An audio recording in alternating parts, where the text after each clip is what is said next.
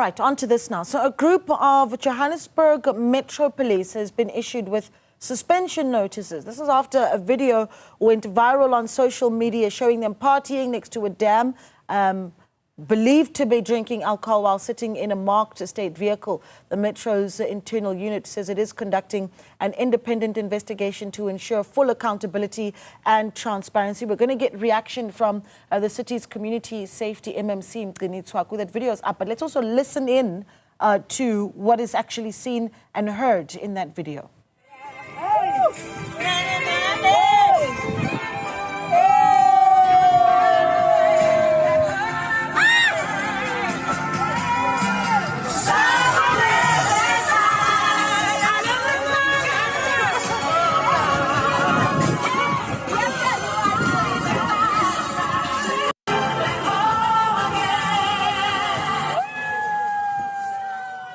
That's the video, and it's gotten a lot of people quite surprised, right? And to really talk to us about what's been done and also what we're looking at in that video, we're joined by the MMC for Public Safety in the City of Johannesburg, Mr. Mgcini Tshwaku. Mr. Tshwaku, good evening to you. Thank you so much for joining us. Your first moment seeing that video and your thoughts when you first came across it? I was embarrassed and angry, extremely. And also saw the abuse of, the state, the resources, and also embarrassing the JMPD and the city of Johannesburg. So we're extremely furious. I mean, from myself to the mayor to the other MMCs, the video just went viral and viral. Oh. So yeah, we're not taking this lightly, and we're actually going to be coming hard to those individuals that were there. Yeah. Because they should have known better. So just to get the clarification here in this video, are all of these individuals that we're seeing JMPD members? So are officers? So this is what happened. JMPD has a choir, okay? Mm. So this choir is always performing on our drills at times, in funerals, in ceremonies that the JMPD has. And, it's not being, we're not paying it anyway, So it has been a tradition there at the JMPD that, at the end of the year, the only thing that they can thank the choir, for their efforts and all of that is if they say they're going to to another province or to another municipality, So with this one, they say that the choir was going to a team building exercise, at Tekwini. So they were supposed. They said the chief says the norm would be saying that what you can do is that courteously is to give them a transport. The transport will take them from point A to point B. But if they have to go somewhere in the places of fun, in whatever they have to do, they can't use a marked car because that one is a marked car and it's got blue lights. So they should have known better. And what we have discovered now when we're doing the investigation, some of the people that were there are the retired JMPD officers. So in the choir itself, some of the people, they will be, retiring but they still part of the choir. They will allow them, invite them to come and help them and be with them in terms of the singing and not. And some of the individuals, that have been the ex-employees of the city, that have been in the choir of the JMPD, they will be there. So that is one of the violations that they actually even had as well. So look, we're very embarrassed, and we really like to apologize to the citizens of Johannesburg, to the country as a whole. That was actually really, really uncalled for. We immediately issued them with the notices of the suspension. We received their responses, so immediately they'll be, suspended automatically now, and then investigation will go in. We're going to constitute a disciplinary hearing, and we'll move a panel that will be looking now and the evidence that is coming in. So we are following now these, these processes, but mark my words, that thing will never happen at the JMPD. Anyway, it came at the right time because when I came in, I just saw some I asked the question that some of the individuals that are there, they've got a car allowance, they call it local, but some of the people are actually driving, JMPT cars, going home with them and all of that. So I asked the chief, can you please review the vehicle policy? So that vehicle policy has been actually approved I think about two to 3 weeks ago in terms of when to use some vehicles, of the city and all of that. So with this one as well, it just show its face, its ugly face in terms. And then I asked them, we need to do a more investigative, and then what other activities besides a service delivery which are being done, because other people, they play sport, they do what is called an intermunicipality, those things. Sometimes they go to, end of the year functions and all of that. So you've got these gray areas of which now they'll be clarified and be sorted out by the policy that we have. Here's the thing, MMC. It's one thing to say, okay, well, you've got this latest review of the policy in terms of how officers make use of the vehicles. But do we know if these officials were drinking alcohol? Because I don't know what the action then needs to be. And when our officials then spoke to these individuals that we see in these videos, are they aware that what they did is wrong? I'm not going to lie to you. They are fully aware. And there's one superintendent that we were struggling to get hold of. And we're really treading carefully because the way that they have a feeling of the remorse is like some of them, they not even showing up to work. And the other one, we had to find home, we had to go and deliver the notices. So they know that the whole gravity of this thing, and also our officers at large, they know that when I deal with the issue, because when I came in, I said I use the cardinal pillar number 7 of the EFF, open, corrupt, free, and accountability. So everyone has to be accountable. I said, I warned everyone when I came in that if you abuse the state resources, if you do corruption and crime, you are going to be on your own. We're going to come down like a ton of actually bricks. Okay. But if they're dying on the line of duty and they're doing the work, I'm prepared to really be on the side and actually fight. So this one is one of those issues as well. I mean, if you remember as well, we're still on the investigation of the death of Mphahlele as well. Remember, there was that sort of these commands that were given. The investigation now is about, to conclude. Those kind of things of being careless in terms of how you handle yourself and all of that in the JMPD, that one will come very hard. With this one as well, trust me, it's actually a big issue within the city and a big issue with the department itself, especially on the JMPD. And I told them that I'm not scared of anyone. Internal Affairs was asked to really act with immediate effect. Immediately when I saw that video, then heads were actually rolling already because letters were being sent to them flying. We actually told them to come back and because we want a full report. Some of them were to go and find them because they saw that they are in big trouble. Okay. And everyone is going to be accountable, mark my words. Will they be going back to work, though, after this suspension? Is that the vision that you'd like to see them go back to work? Look, let's go for the investigation. Okay.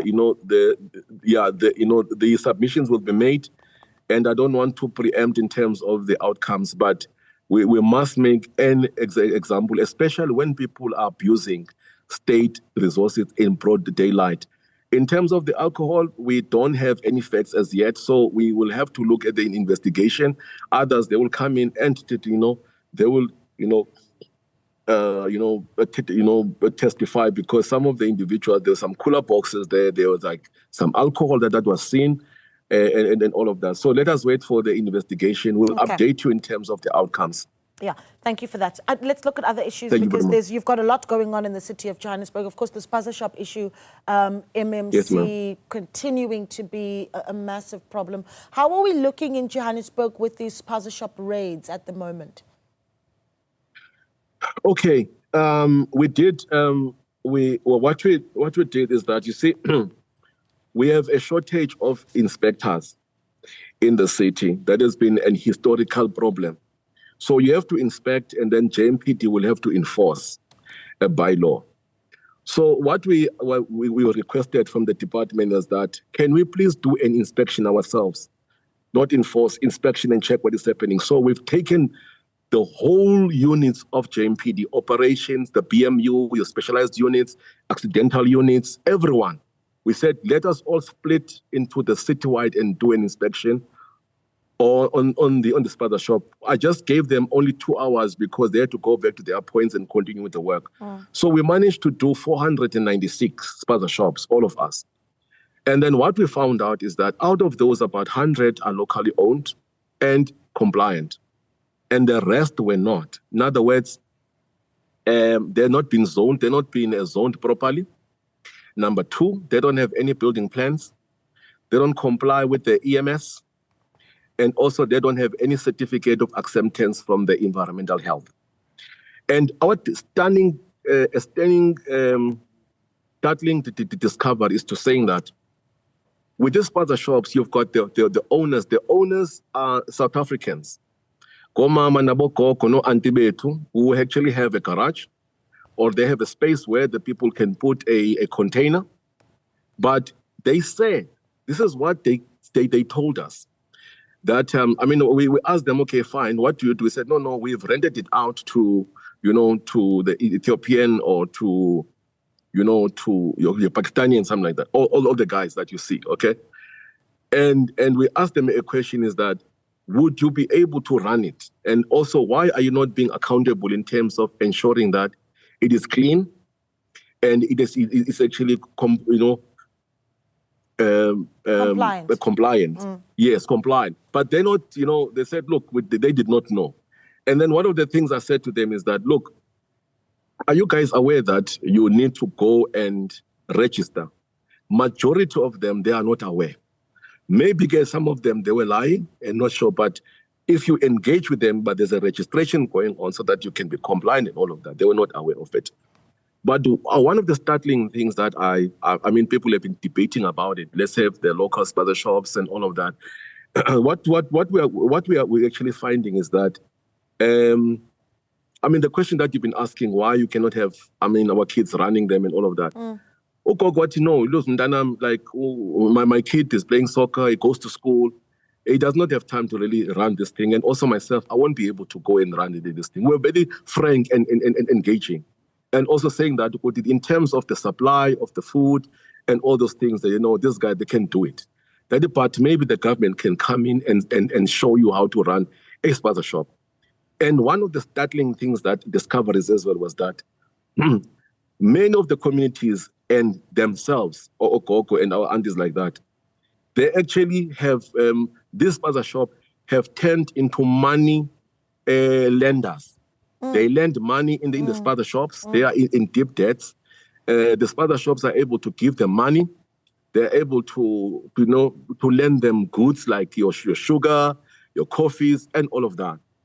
And actually, that now can give a thought within the economy to development in terms of how can maybe communities can be assisted in terms of running them, in terms of the ownership and all those things. But okay, fundamentally, what I can tell you is that the spaza shops are not complying with the city. Yeah. And there are many of them. There are many. Yeah, we could not even cover a lot of them. Yeah, and then, of course, and you've talked about how the difficulty, of course, is that shortage in inspectors. But as the registration process takes place, are you getting complaints for those that are saying, well, we need an extension, the deadline is looming. What is it, Tuesday? The deadline being Friday? The concerns that you have around that? No, don't extend it. They don't want to comply, those guys. They don't want to comply. The way that they are so, like I said, I came out into in here in many interviews that I'm a very patient person. In an organization I'm coming from, we've been taught that, from the EFF, when you're coming in, you are trying to sort out an issue. You need to ask questions and be patient. Last year, I was lashed out as like I'm a fool. Engaging with the board of the Pakistanians, the Ethiopians, all of them. And when in that meeting, I told them that you need to ensure that you qualify the food that you are sending to spaza shops is quality controlled and everything of that nature. And also we've been engaging with the homeowners, the people who are letting them out, and saying that, and then I even engaged the Pakistani and the Ethiopians that is there a way that you can include the local content? The local people in the townships want to be part of the spaza shops. They want to be part of this economy. So I said that giving some time and all of that. But the guys, I tell you right now, they are very stubborn. They are very rude. They think that we are clowning. Because the other one, I'm telling that you're not complying, is busy smiling. And I've reached to a point where saying that let us not extend it. Spaza shops can be closed and be reopened when they comply, especially on food quality, because we're going to be killing our people there. So let me ask you this then. Okay, so you've made the point you wouldn't support an extension of this deadline for spaza shops to be registered. So let's say we pass the Friday deadline. From next week onwards, what work then does your department do to go into these spaza shops once you realize that some of them are not registered? So what's your interaction with one spaza shop once you realize it's not registered? No, but then we will have to close it. We'll have to enforce it. And when the deadline passes and then there's an instruction that all shops which are not complying, they're not. Actually, the exercise we are doing, by the way, on Sunday was to see our capacity to be able to look at the spaza shop in all of them to enforce the compliance, so that maybe we might not be more, but maybe what we do, we've got a manpower on JMPD, but it means that we must actually take out more officers which are on a resting day, because we've got a 4-day in out shift and a 4-day in, a 4-day out shift, meaning that we might have to get them out so that we're able to cover the whole of region A and to region G, the citywide. So we'll have no other option, but they will know, because I know that when a call is made that we are shutting down, some of them, they actually do shut down. They've heard that JMPD is about to do the inspection. When we went in some of the spaza shop, they quickly closed. And what I see that they've got a very effective communication, the system which is actually there. And they will be doing this clandestine things of when you turn around the corner, they will open it up. So it means that we must be there as a law enforcement, your police, I suggested that, Kari, but you've got ward committee members which are there. You've got the councillors. Councillors are quiet. They know this spaza shop. They know these people. They are quiet. They're not saying anything. Tell me any councillor that has came in and pronounced on this issue and it's happening on their wards.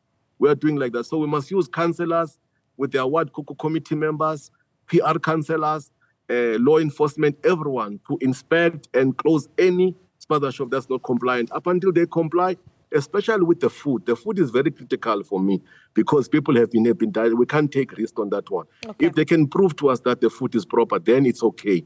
I don't have an issue with that. And also, they must not sleep there because they are sleeping there. There you got cats, you got rats, everything. But I think that the manpower thing, I agree with you that we might have a challenge on that one there. And I mean, to call for the military, military, you really call it when there's an act of war and everything. I don't really, it's not something that is very nice because, military, when it comes in, is an act of war. But in terms of the enforcement, I see a bit of a challenge there in terms of that. But I know that the province and the national are working on that because we've got an IGR between the province and then the national. So they're actually working out our manpower and the strategies. There's a meeting that is convened by the Premier every Tuesday, but today there was no meeting today because there was a councillor in Bizo. But every Tuesday there's an IGR we are presenting as the municipalities to the Premier in terms of what our bylaw enforcement and all of that. So that one is part of the plan as well. All right. Well, we really appreciate the update. And of course, perhaps interesting to chat after the deadline, right? And perhaps doing another one, by the way. Yeah. I'll be doing another between Friday before the conference of the EFF. I will have out of something happening as well. All right, thank you so much for speaking to us. Thank you very MMC there much. for Public Safety in the city of Johannesburg, Mgcini Tshwaku, bringing us the latest, of course, in the raids that are taking place for spaza shops in the city, as well as the action that has been taken against JMPD members who were found in a video that has gone viral on social media, believed to be drinking alcohol, partying next to a dam while sitting in a marked state vehicle. Those members have been suspended, and an investigation and certainly a disciplinary process is pending against them as well. You're watching Newsfeed PM, the late edition. We'll take a short break. We've got your headlines at the top of the hour. Stay with us.